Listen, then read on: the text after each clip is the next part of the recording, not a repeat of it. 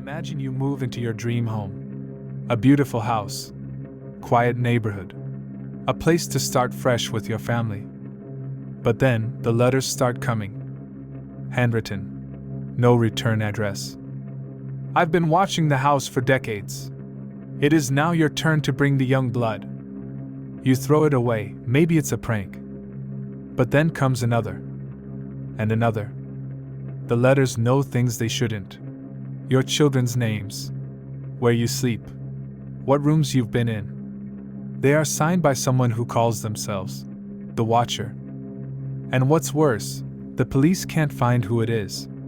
And you're not the first to get them. This is a true story. Derek and Maria Broaddus thought they had found it. 657 Boulevard, a beautiful 6-bedroom home in the peaceful town of Westfield, New Jersey. Built in 1905, it was elegant, historic, and expensive. $1.3 million. But for Derek, a successful businessman, it was a symbol of everything they had worked for. They were excited. They had kids. This was supposed to be the home they would grow old in. A few days after closing the sale, Derek went to the house alone to do some painting. That's when he checked the mail. Among bills and ads was a white envelope. No return address. Just, to the new owner. He opened it. It started off polite. Dearest new neighbor at 657 Boulevard, allow me to welcome you to the neighborhood. But soon the tone shifted. How did you end up here? Did 657 Boulevard call to you with its force within? The letter went on to mention the Broaddus children, by name, and even ages, despite the fact they hadn't moved in yet. Do you need to fill the house with the young blood I requested? Better for me. Was your old house too small for the growing family? Or was it greed to bring me your children? Derek was shaken. He went home and showed the letter to Maria. That night, they emailed the previous owners, the Woods family. The Woods admitted that yes, they too received a letter. Just one. Days before moving out. They threw it away. They didn't think much of it. But Derek and Maria would get 3 more within weeks. Each one more disturbing than the last. The Watcher described the layout of the house. Knew where the kids were playing. Talked about watching from the windows. One letter said, 657 Boulevard is anxious for you to move in. It has been years since the young blood ruled the hallways. Have you found what is in the walls yet? In time you will. Another said, I see already that you have flooded 657 with contractors so that you can destroy the house as it was supposed to be. TSK, tisk. Bad move. You don't want to make 657 unhappy.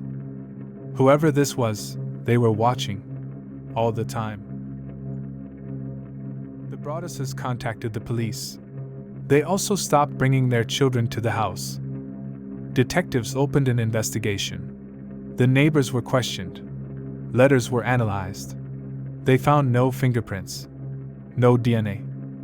Theories began to spread. A jealous neighbor?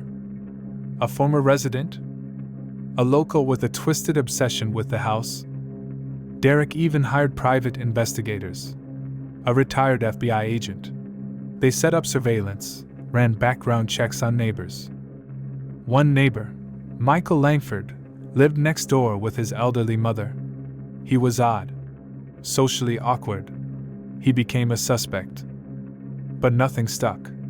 No evidence. Meanwhile, the letters kept coming. And then, they suddenly stopped. The Broadduses were trapped. They owned the house, but couldn't live in it. They tried to resell it, no luck. They tried to sue the previous owners, it didn't work. They were ridiculed by some, accused of faking it all for attention or money. But the fear was real. The psychological toll was real. Eventually, they rented the home out to another family. Even then, another letter arrived. It said, You wonder who the Watcher is? Turn around, idiots. Still, no one was caught. No arrest. No resolution. To this day, the case remains unsolved. Who was the watcher? Some think it was a neighbor obsessed with the history of the house. Others think it was the Broadduses themselves, staging a hoax. But neither theory fits perfectly.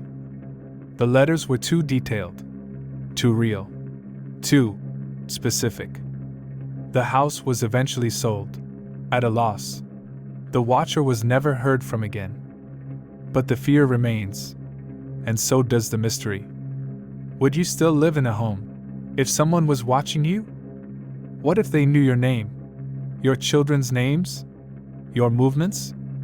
What if they never told you who they were, or why they were watching? Would you stay, or would you burn it to the ground? Let us know in the comments. And don't forget to subscribe to TrendMind for more true stories that chill you to the bone.